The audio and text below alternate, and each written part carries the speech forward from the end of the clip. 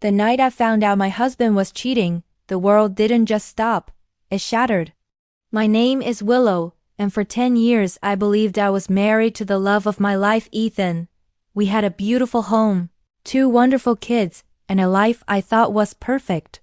But perfection is a fragile illusion, and mine was about to be broken in the most brutal way imaginable. It started with the little things. The late nights at the office that became more frequent. The way he guarded his phone like it held state secrets. He'd smile, but his eyes wouldn't reach me. I tried to ignore the gnawing feeling in my gut.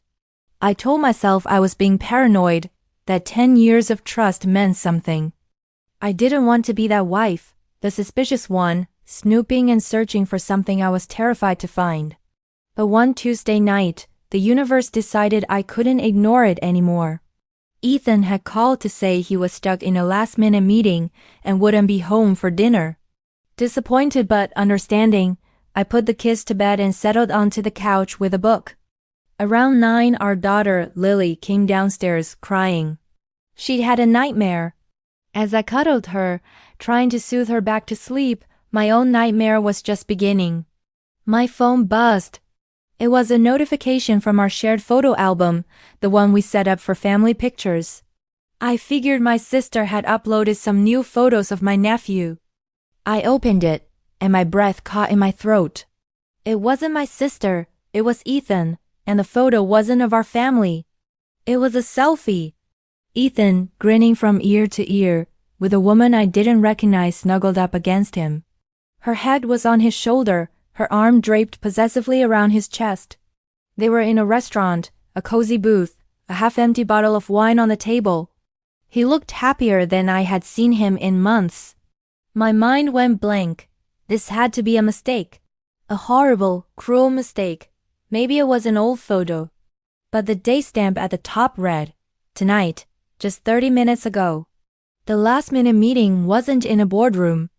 It was in a romantic restaurant with another woman. He had accidentally uploaded it to our shared album instead of somewhere else. The carelessness of it was almost as insulting as the act itself.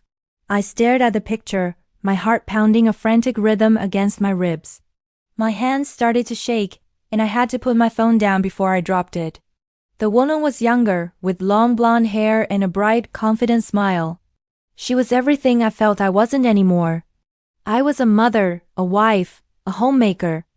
My days were a whirlwind of school runs, packed lunches, and laundry. When had I last felt carefree enough to take a smiling selfie in a restaurant on a Tuesday night? I felt a wave of nausea wash over me. I wanted to scream, to smash something, to call him and demand an explanation. But I couldn't.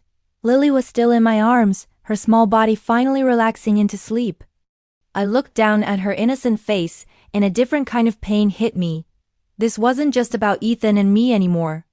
This was about our children, our family, the entire world we had built together. Carefully, I carried Lily back to her bed and tucked her in, my movements robotic. Then I went back downstairs and picked up my phone. I saved the photo. Evidence. The word echoed in my head, cold and clinical. I scrolled through his recent calls. A number I didn't recognize appeared again and again. Multiple times a day, every day, for weeks.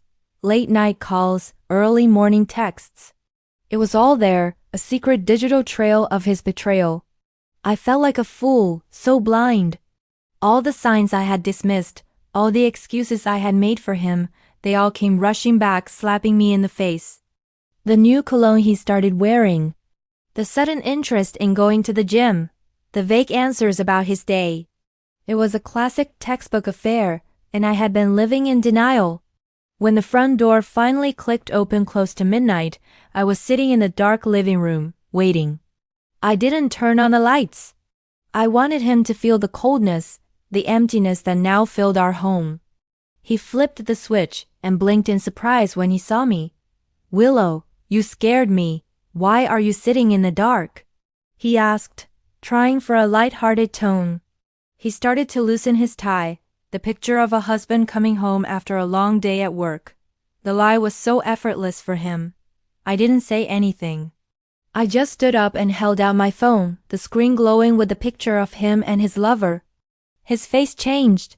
The casual smile vanished, replaced by a flicker of panic, then guilt, then a pathetic attempt at confusion.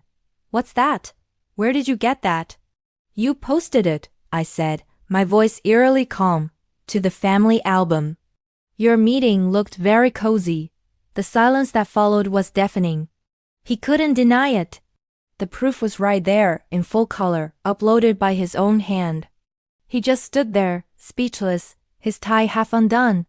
The man I had loved and trusted for a decade, the father of my children, was a stranger. "Willow, I can't explain," he stammered, his eyes darting around the room, anywhere but at me. But what was there to explain? That our life was a lie. That his vows meant nothing? That while I was home raising our children, he was out building a new life with someone else? The image of them together was burned into my mind.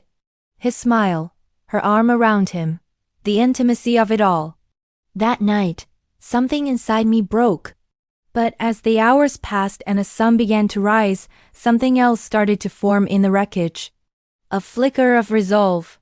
I had spent 10 years building my life around him.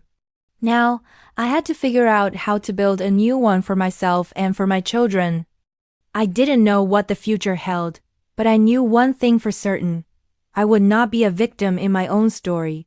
This betrayal was his doing, but my survival, my recovery, my future that was going to be mine.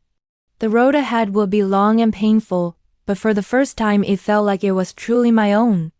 I had lost my husband, but I was determined not to lose myself. Thank you for listening to my story. If you've been through something similar, know that you are not alone.